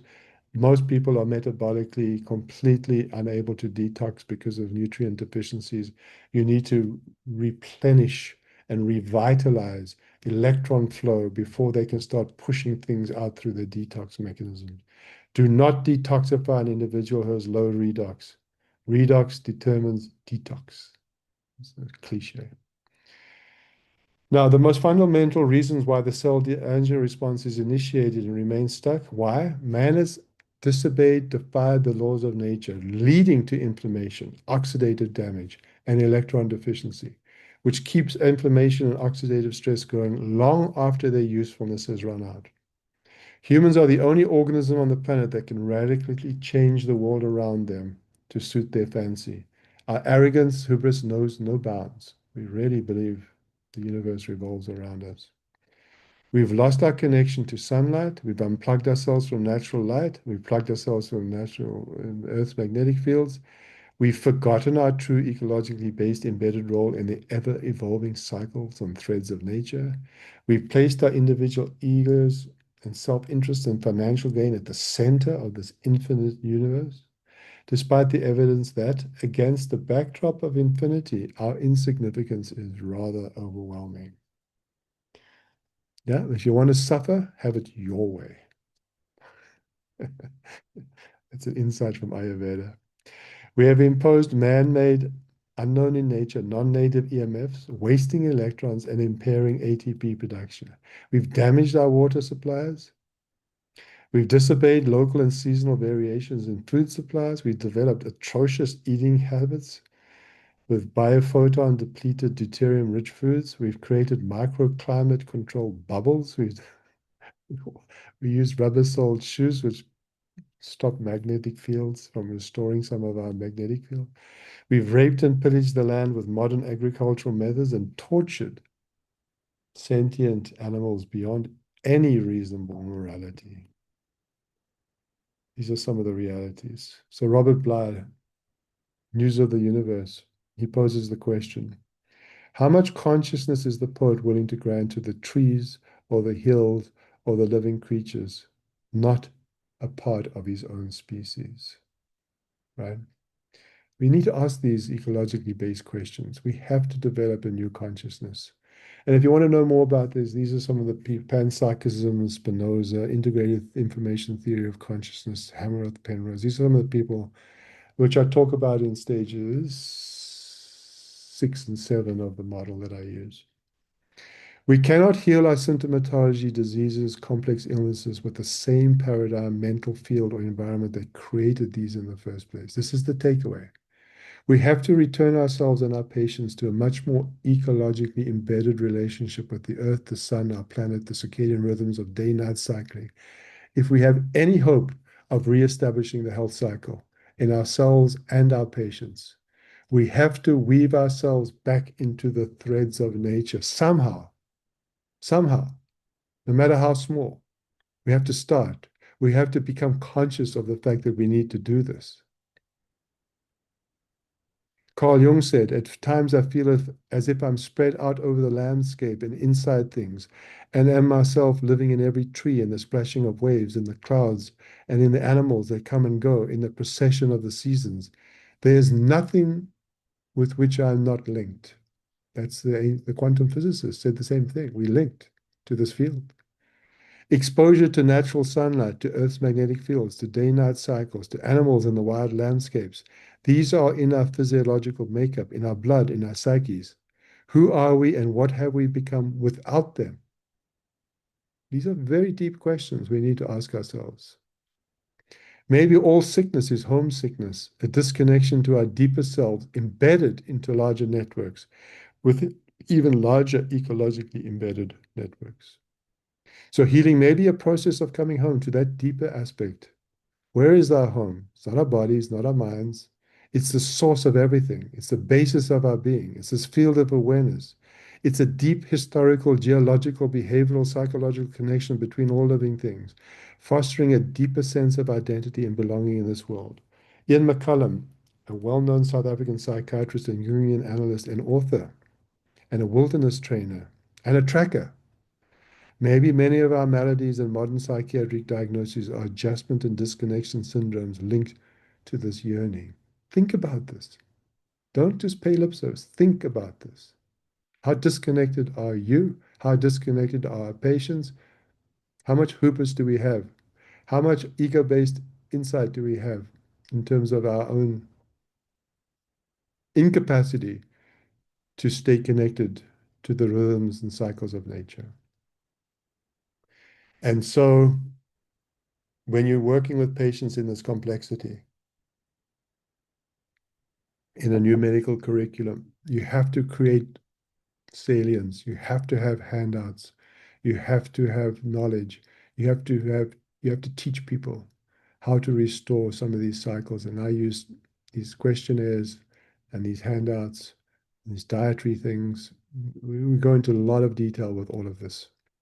And I use all of these in my patient interactions, looking at some of these factors.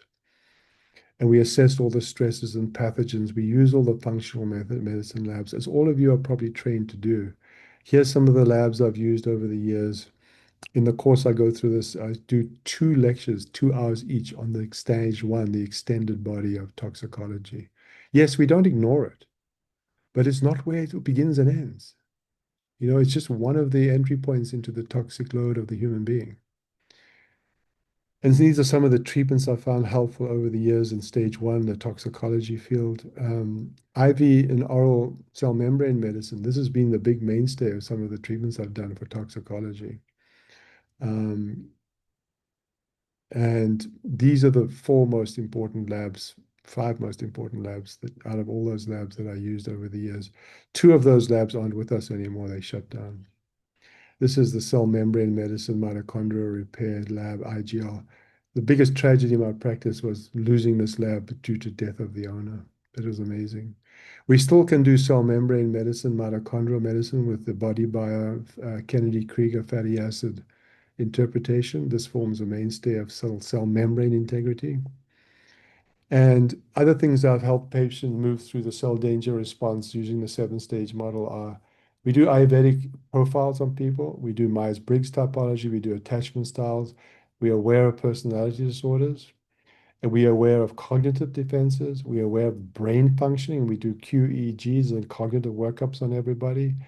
Neurochiropractics, neurochiropractics are as essential as building biologists um, and biological dentists. And we use nutritionists. I use Justine Stenger to do a full chronometer assessment and look at time of eating local seasonal foods, be cognizant of all the dietary types, paleo, autoimmune, low histamine, low FODMAPs. You've got to know all your diets because people present with all sorts of complexity.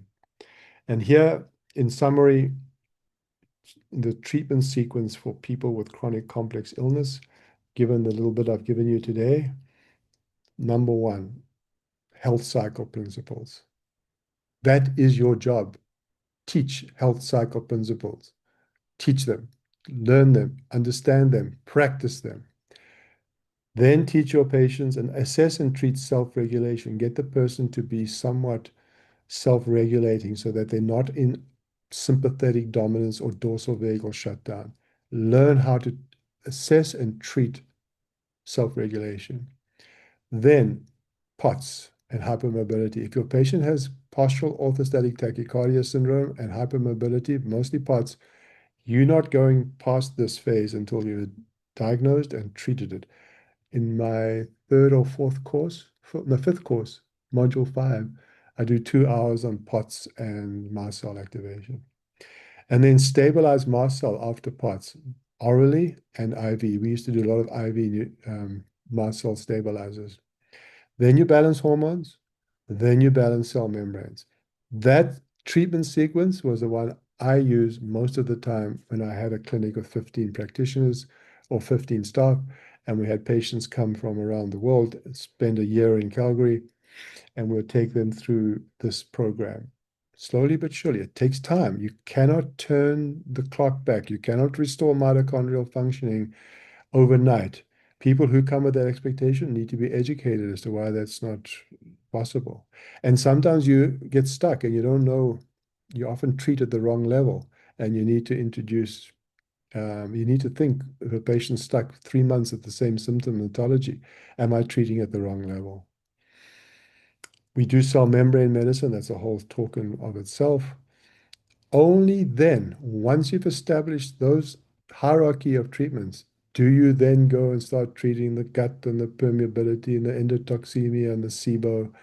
And then you start looking at all the metabolic changes and you start using your supplements and you're using your therapeutic inputs, biofilms, hypercoagulation, and drainage remedies. Later, not in the beginning. Please understand this. And I only speak to you because of bitter experience. I started out in the 90s with functional medicine. Jeff Brand went to the first conference. We made all the mistakes. We went in and rushed in with detox and chelation. I ran a chelation clinic for 2 years. there's a sequence, there's a hierarchy. You learn through trial and error how to pulse and see, how to take a history, how to do what, when. And please, take to heart what I've said today and try and implement as much as you can. Do not detox when the patient walks in the door. Don't use binders, please. Cholestyramine is the worst thing to use in somebody with fatty acid imbalances. Don't treat pathogens. Don't go treat the mold and don't go treat the Lyme and the parasites the first time you meet the patient. Please don't. Learn your patient, know your patient first. Take a good 2 to 3 hour history. Only use your peptides and exosomes down. Now, this is chronic complex patients. This is not people who feel quite vital and well, but have got a few symptoms. This is the chronic complex patient, as I've discussed.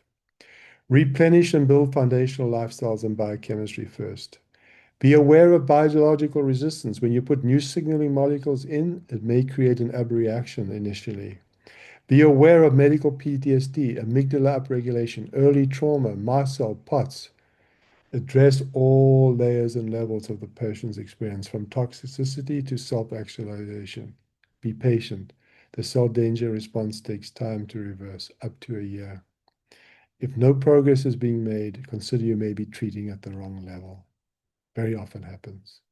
You're treating the parasites when you should be treating the family system. Or you treat the family system and you should be treating the diet. Depends. You got to work it out. I use a lot of IV therapies. The patient will be sitting in a chair. They'll be self-regulating using M-Wave brain tap. They'll be given IV fluids. If they had POTS, they'll be giving IV mast cells.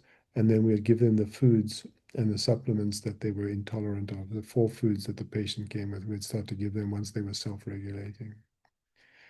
So that is the lecture. Again, we need for a new medical curriculum, you've got to understand mitochondria at the root. We've got to expand the diagnostic and treatment model. We've got to realize these different possibilities from illness to well-being to shifting consciousness. We've got to understand physics. I do a whole lecture on just physics and light water magnetism. And reframe the doctor-patient relationship. I do a lecture on that too, how the doctor needs to reposition themselves in the therapeutic encounter. And so if you feel that you would like to know this methodology, I've put together the 6-month course and encourage you, you know, to look at it and study and learn from it.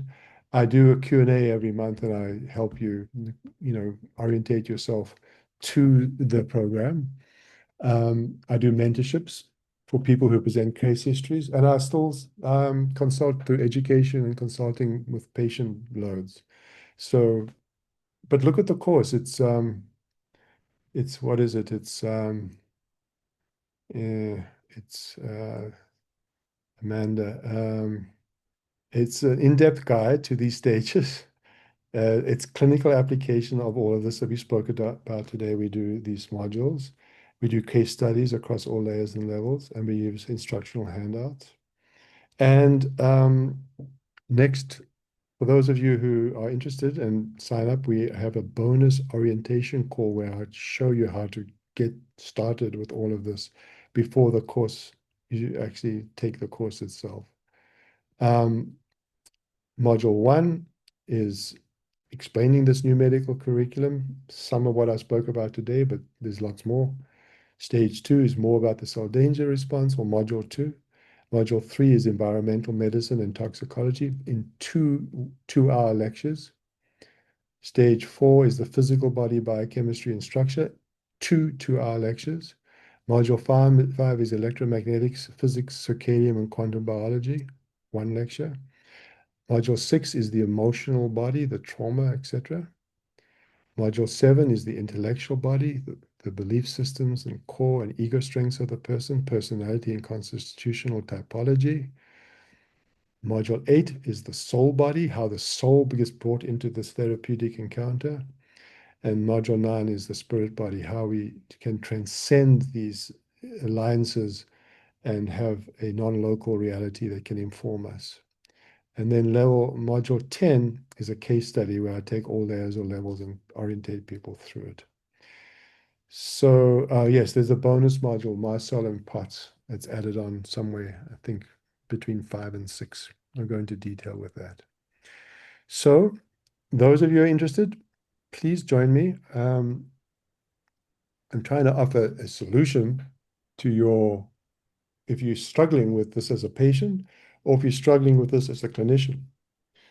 I developed a roadmap. It's not the roadmap, but it's a roadmap that I feel has relevance.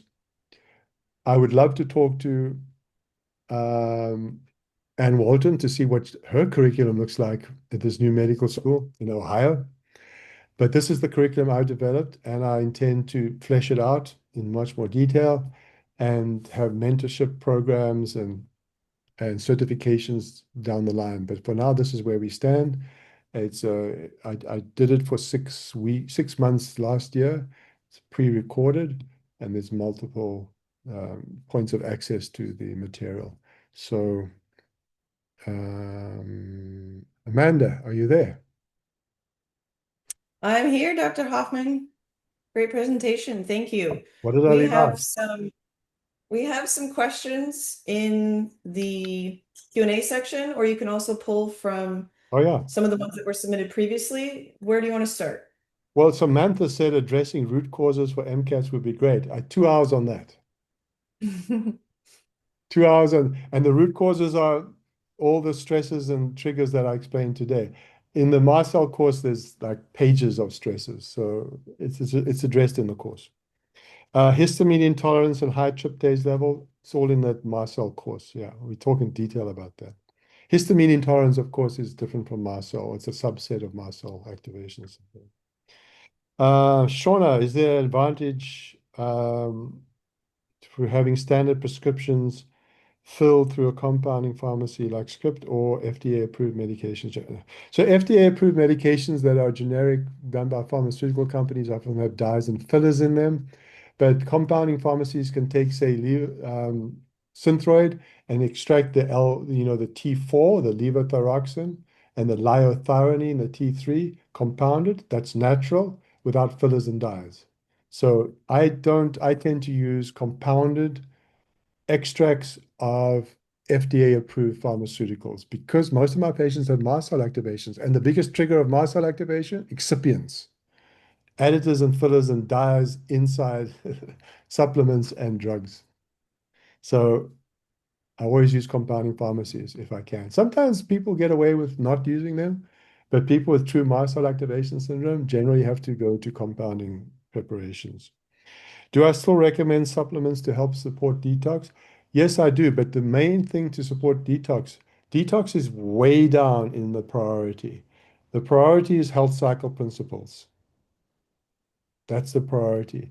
That can take 3 months for people to get it and to implement it. And then you start to look at the toxic load and you work with mind-body issues. Then you look at metabolic issues in the cellulogenesis part of that diagram. Only then, when there's more resilience and the patient is able to withstand detoxification protocols, do I introduce detox. Never detox day one. But yes, I do use supplements. Um, do you believe in using peptides? Yes, but not in day one. If you look at the cell danger response 2 is when the body, the cells make their own exosomes and peptides in order to reestablish cell-to-cell signaling. You don't want to get somebody who's in cell danger 1, inflammation, and put peptides in there without addressing the health cycle principles. I swear, those of you who are still on the call, the health cycle principles is the game changer. Please don't underestimate it. Learn them, learn them, learn them. Do you believe in LDN? Yes, I use LDN all the time because it modulates the immune response and downregulates mast cells. But never, I wouldn't see a patient day one and put them on LDN. How do you address the cluster of symptoms known as Parkinson's disease? Parkinson's disease I've treated quite often, quite vigorously. I've written an essay on it for my master's degree in nutrition. It's complex. There's two major issues in Parkinson's disease you need to address. You got to identify the toxic load. You got to restore mitochondria and the cell danger response issues with the health cycle principles, mostly by restoring circadian biology. The longer the person's been sick, the more damage is done to the dopamine producing receptors in the substantia nigra, and the more difficult it is. And if they're on medications and have been for some time, it's very difficult to do. The second thing is you got to re-establish dopamine production. You do that through life cycle principles, health cycle principles, but you also use medications. And the medication I used over the time is Mucuna bean extract.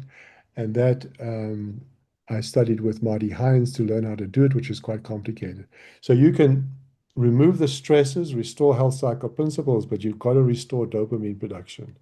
Now, circadian principles restore dopamine through PALM-C, but you've got to actually give Mucuna. You've got to give dopamine. And without that, the patient's symptoms won't improve very often.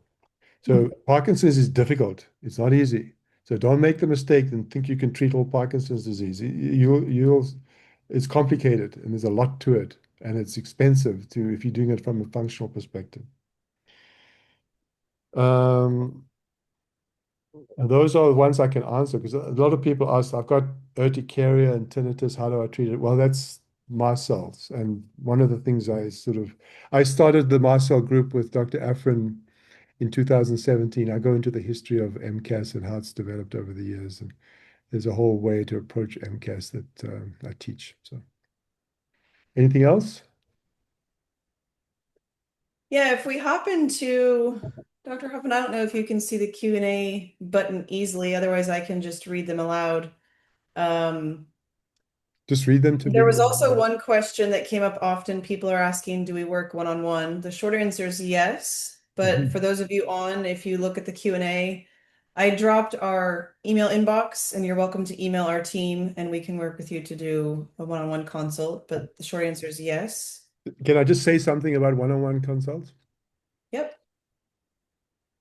One-on-one consults from the position I am in now, because I had a clinic for 30 years and I closed it a year ago. And I had 14 staff who helped me. So I had an infrastructure that was quite elaborate and it helped guide patients through complexity. There's certain things. Now, I do have a 1 hour consult, but I don't use that very often because all the people who want to do consults with me have this kind of presentation that I presented today. I cannot help you in 1 hour. It's impossible. I don't even try. So what people do is they submit their questions or their case histories. I look at them and, there's two options on my website, 1 hour or 3 to 5 hours. Most of the time, very seldom is it just one or two questions that I don't need complexity. Most of the time, I've been sick for 10 years. I've got POTS, Marcel, you name it. And then they submit 70 labs. And then they want to do a 1 hour consult. With all respect, I can't do it. Working up patients in this way, you need time. You need to ask lots of questions. You need to take a thorough history, and the history taking can take up to 3 hours to try and determine which layer and level has been addressed properly, needs to be addressed, or what layer levels been completely left out. So this kind of work isn't for the faint-hearted, but my course material shows you how to orientate yourself. But if you want to speak to me personally, just be prepared for, a 3 to 5 hour consult. And I do the intake. I then organize the labs that haven't been done or the specialist visits. And then 3 months later, I go over the therapeutics, the treatment according to this model. So yes, I do consults, but just be aware that if you've got complexity, it takes time. You can't do a quick consult. If you've got something small, like I got eczema and I'm 36 years old and I've got no other issues, that I can do in an hour. But generally speaking, no, not the people I'm seeing now. Anything else, Amanda?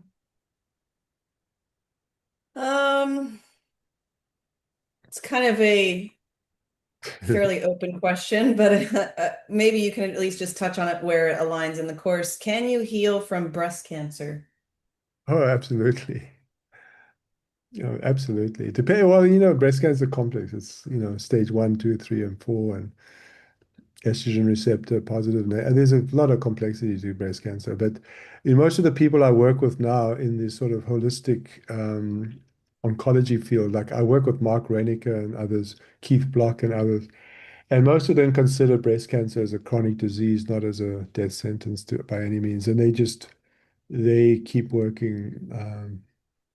They don't have a fatalistic sort of impression. They help people. And yes, many cases can go in complete remission for forever. But depends on the stage, you know. We Obviously, had one asking about the mentorship, so that might be good to touch on. Someone's asking, can we join the new mentorship that recently started? only if you've done the course. Because it won't be helpful because the mentorship is presenting cases to me, and the cases are through the seven-stage lens. So if you don't look at cases through the seven-stage lens, I'll spend the whole time teaching you the seven-stage lens. And then the people who've done this course, of which there's 70 or so now, they will be annoyed, I think, by me just teaching basics. So you have to do the course, or at least got through. Yeah, you have to do the course in order to join the mentorship.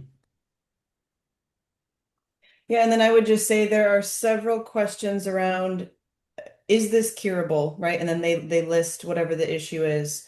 If you wanted to just speak on how they're going to work through whatever challenge they're currently facing, how is the course going to help them? There's a lot of questions there saying, is this so and so curable? Can I get rid of this symptom?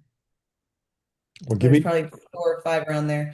give me, For example, one says Samter's triad. Another yeah, says Samtus triad. um, I've treated lots of Samtus triad. It's quite interesting. C19 turbo cancers. Well, let me just say, Samtus triad can be treated, but you need to know a lot about mast cell activation syndrome, and you need to know a lot about biofilms and colonization, but it can be treated quite successfully. I usually work with ENT surgeons, but the ENT surgeons just remove the polyps, but they don't address all the upstream triggers. Yeah. And then a couple logistical questions, some asking, how do we join the bonus orientation call? For anyone that purchases the course today, our bonus call is next Friday, same time, 8 a.m. Mountain. You will receive a confirmation after today once we've compiled all those that are eligible for that call. We'll make sure that you have all the join-in information for that call next week. Others asking about the 20% off, that will extend through next week. So we'll be sure to send out, yes, we are sending a recording. There's lots of questions asking about a recording. We will send a recording to those that were registered, and we'll also remind you of when the 20% discount is expiring. But as a reminder, those that purchase only today will join the call next week.